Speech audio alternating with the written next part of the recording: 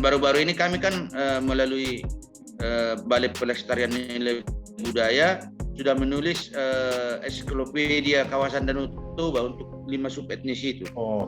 Terkait dengan daur hidup misalnya, kemudian tradisi lisan dan toponimi tentang alam geosite. Itu kami menulis masing-masing 31 entry. Iya, BUPDT kan cukup welcome ya Bang ya untuk mengakomodasi mengeksplorasi tradisi yang ada di sana kan Bang ya. Termasuk yang gua-gua itu ya Bang. Menemukan kembali gua. Iya. Di Humbang Hasundutan itu mereka bahkan sekarang sudah mendeklarasi untuk bikin wisata 1000 gua kan Bang? Iya. Jadi itu kan kebetulan waktu kami bukan diundang waktu itu sebenarnya, tetapi ada beberapa teman di Dinas Budaya dan Pariwisata di sana. Saya sudah lama dengar itu gua, itu sangat eksotis sebenarnya. Makanya di sana kan ada 1000 gua. Itu bukan di satu tempat.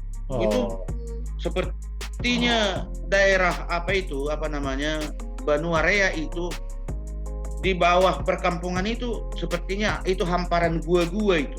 Dan yang sudah dieksplor mereka mungkin baru beberapa gua, dan saya hanya mencatat ada gua Raharniapi, ada gua Pinapan, macam-macam, dan sangat eksotis. Jadi kan ketika saya ke sana itu sama Profesor Albiner dan apa yang saya lihat dan yang kami kunjungi itu saya posting di Facebook, hampir 100 orang men-share informasi itu. Walaupun saya tidak profesional untuk menuliskan itu, karena itu hanya kebutuhan Dari situ saya lihat bahwa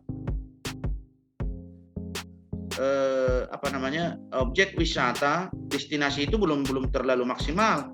Dan baru-baru ini kan sampai ke saya dengar menteri mau datang ke situ.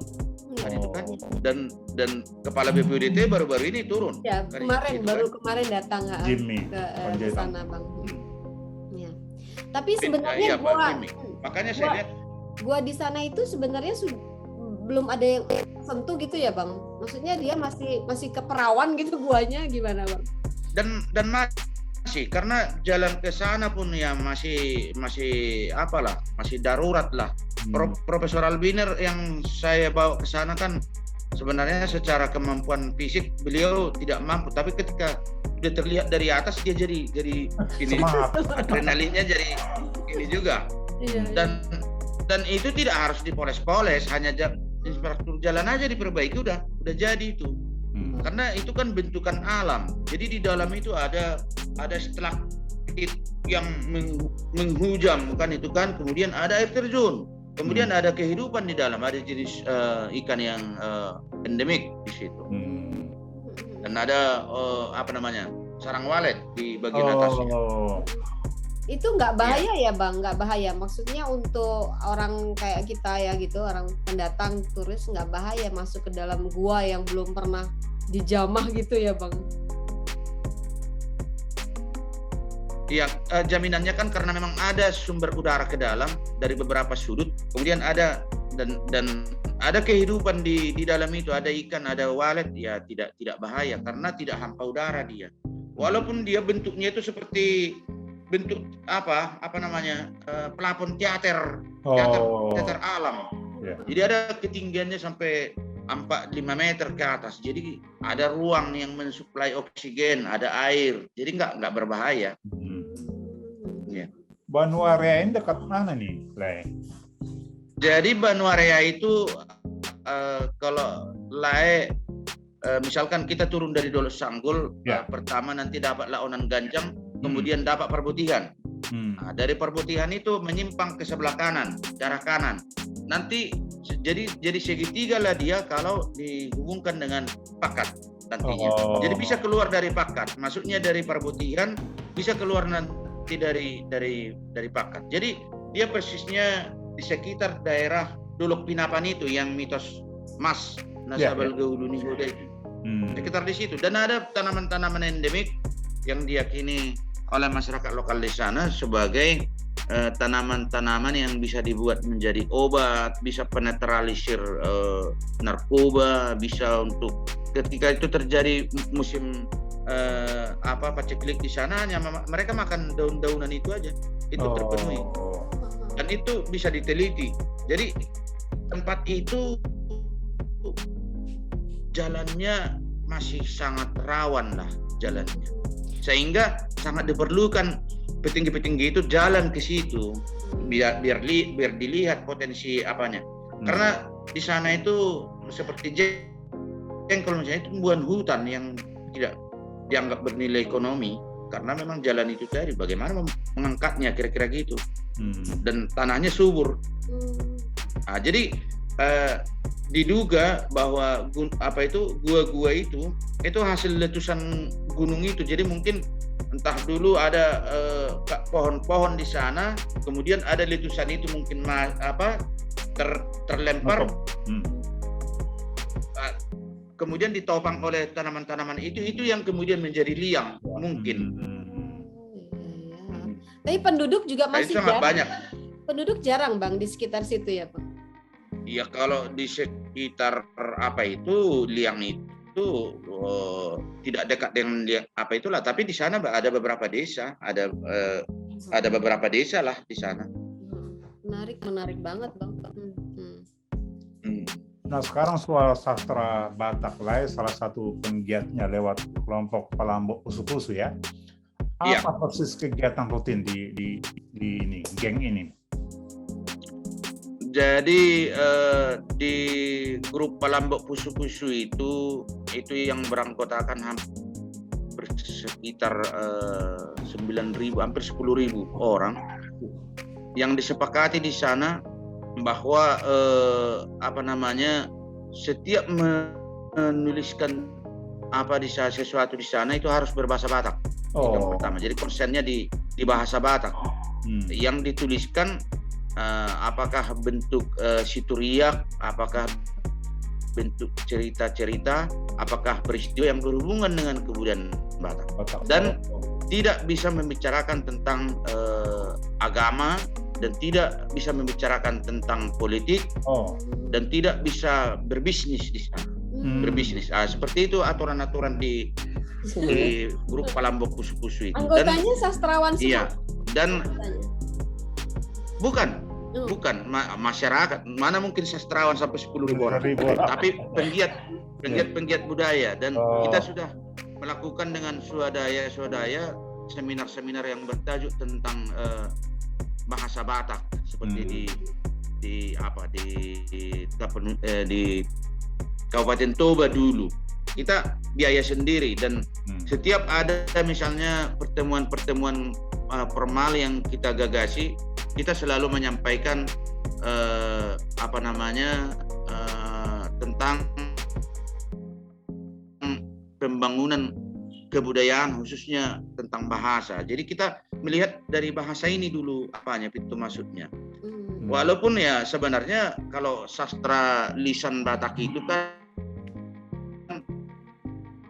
dan umpasa itu kan masih eksis, walaupun sebenarnya sekarang sudah ada penggunaan umpasa dan umpama yang kesannya rombengan, hanya bahasa yang pas didengar. Jadi sebenarnya umpasa itu kan doa sebenarnya kan. Umpasa yang dari segi bentuknya biasanya itu 4 baris dan memiliki rima misalnya, dan dia adalah harapan, isinya itu doa. Tetapi kalau misalkan bahasa-bahasa rombengan misalnya digoreng ikat jahir mardisir mardosor katanya, itu kan bahasa-bahasa rombengan, itu tidak bahasa seperti itu Bang. Iya. Kalau ini Bang, kalau itu gimana? Selain Lae, lalu Amang Tansi Sosialgian, Profesor Albiner, siapa lagi yang menjadi motor kelompok ini? Jadi kan di sana kan ada adminnya itu mungkin 5 atau 6 orang, itulah yang mempersilahkan orang masuk menjadi anggota grup itu kan. Dan di sana ada adminnya. Jadi saya sebenarnya tidak terlalu aktif total di komunitas itu, tapi kalau dalam acara-acara formalnya, karena saya bukan tidak mengasih perhatian, tetapi mungkin keterbatasan waktu. Di sana ada Palti Siregar, ada satu nama sama lah, Hasudungan Utasoid, tapi Dudungkang namanya dibuat namanya. Kemudian ada Darman Raja Guguk. Nah, dan beberapa penulis-penulis, ada Rose Lumban Turuan, penulis apa itu? Rose Lumban Turuan, dan ada saya kira Panusunan Simanjuntak juga, Mang Panusunan juga ada di dalam. Iya. Dan siapa lagi? Masih banyak lah orang-orang yang produktif di sana. Dan muda banyak yang terlibat juga.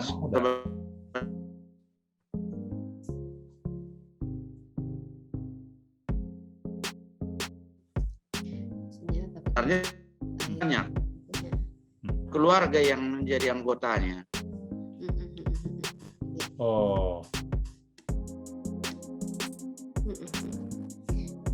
Kalau berdirinya mulai kapan nih?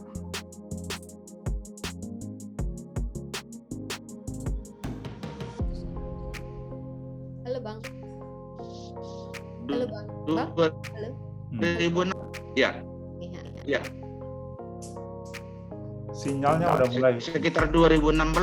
Oke. Nah, anggota ini tersebar di mana-mana ya?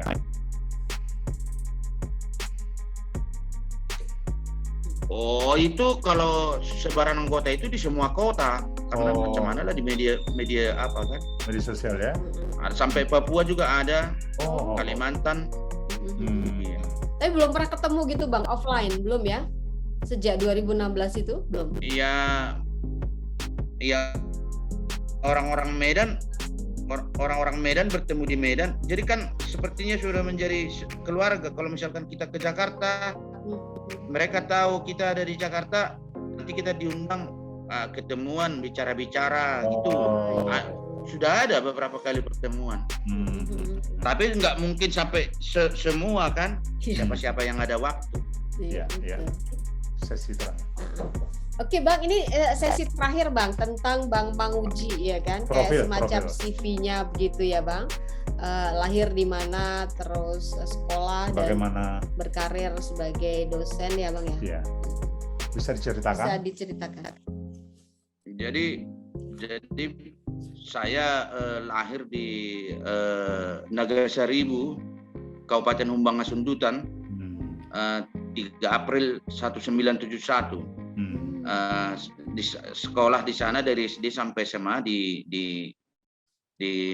situ di Kecamatan Lintong Nihuta itu.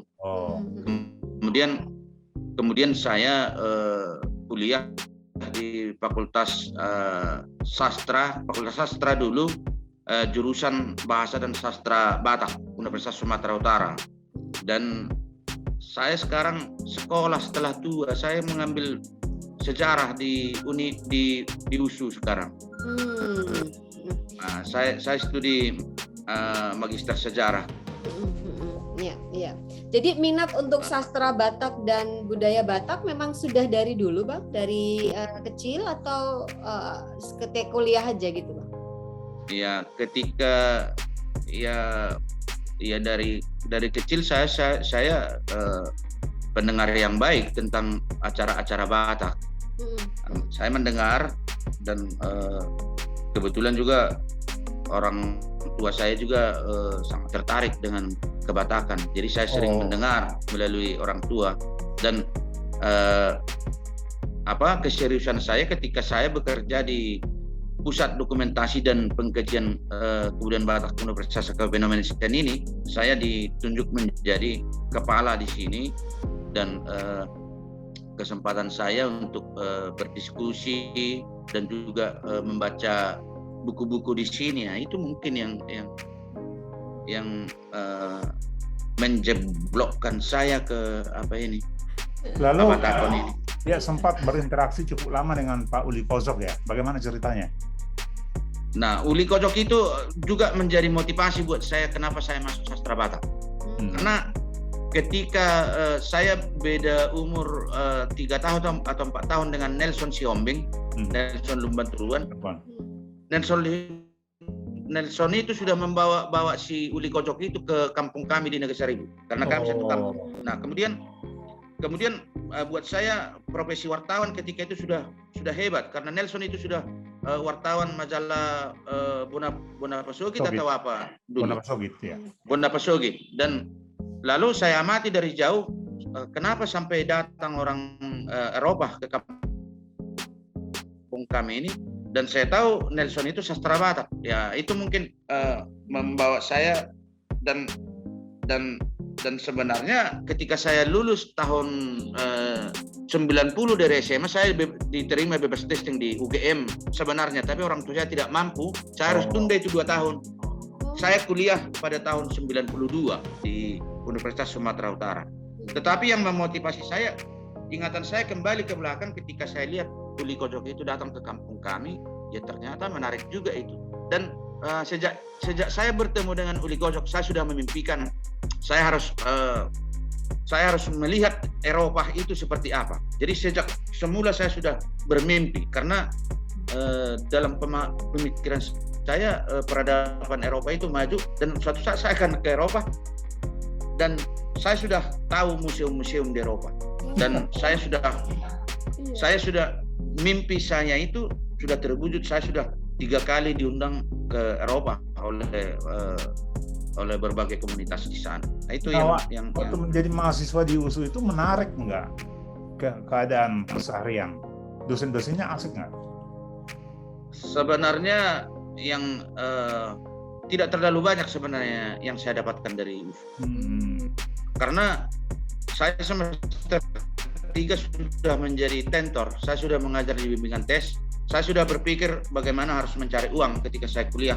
Dan tetapi ketika itu dengan usaha saya, ini pusat dokumentasi pengkajian kebudayaan Batak yang tempat saya sekarang ini didirikan pada tahun 83, dan atas inisiatif sendiri saya sudah baca-baca buku dulu di sini ketika saya kuliah, dan saya sudah mau mendengar orang berdiskusi di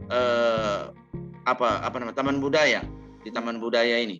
Dan saya dulu bisa belajar dari berbagai fakultas karena saya rajin mengikuti seminar. Sedikit-sedikit saya tangkap pelajarannya pengetahuan orang teknik, karena saya pernah juga jadi mahasiswa di situ, mahasiswa yang tidak terdaftar, karena saya rajin untuk mengikuti seminar-seminar. Berarti passionnya udah on the right track ya, Bang? Maksudnya sejak awal sampai sekarang pun itu aja kan, Bang, fokus ya, tidak kesana kemari lagi ya. Jadi sudah pas lah ya, Bang? Iya, dan mungkin Laihan bisa lihat itu. Saya tidak pernah bicara tentang agama, tentang apa di media. Saya hanya fokus di bidang yang saya geluti, karena itu saya anggap saya tidak menguasai itu. Nah, kira-kira gitu. Itu di situ. Dengan keahlian dan status seperti selama ini, apa saja nikmat yang Abang rasakan? Nikmat yang saya rasakan ketika saya menjadi orang yang berguna bagi orang. Jadi ketika misalkan menanya saya dengan keterbatasan apa yang saya ketahui, saya begitu bangga, karena mungkin itu bisa menjadi sarana untuk pendorong bagi yang lain. Dan ketika saya berbicara misalnya tentang karena di kantor saya ini kan ibarat praktek dokter, banyak orang yang datang kemari yang mengajak saya berdiskusi untuk berbagai hal tentang kebatakan. Itu saya sangat senang, dan saya tidak pernah misalnya harus misalnya dengan syarat-syarat tertentu, karena ini kan pelayanan publik di bidang kultural, dan saya pun memposisikan diri saya sebagai pelayan publik di bidang kultural. Itu tanggung jawab dari diri saya. Tidak harus, misalnya saya sering ke Jalan ke Toba, ke Samosir, explore, ya hanya untuk mengupgrade apa yang saya ketahui tentang Habataban. Iya. Ada cita-cita yang belum tercapai, Bang? Dalam mungkin 5-10 tahun ke depan gitu? Ya, cita-cita yang belum tercapai karena saya sekarang lagi studi S2, ya maunya saya bisa berselancar lagi di bidang kesejarahan Batak karena saya yang ngambil konsentrasi sejarah. Oh, tapi sebenarnya tanpa kuliah pun sudah sangat mumpuni ya. Apa perlunya? Kuliah lagi. Gelar. Ya, sebenarnya bagaimana? Mungkin saya perlu memotivasi anak saya di usia saya seperti ini. Saya masih mau belajar mungkin. Itu satu mungkin. Ya. Tetapi ya metodologi penelitian itu kan belum saya dapatkan di S1. Jadi ketika S2 ada metodologi yang diajarkan oleh dosen-dosen saya. S2-nya di USU ya? Iya, di program Magister Sejarah, Ilmu Sejarah.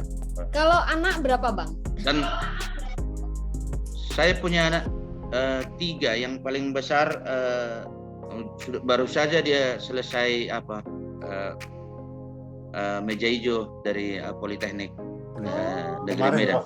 Iya, selamat Bang. Udah sarjana, cantik lagi. Terus yang kedua, ketiga laki perempuan, Bang?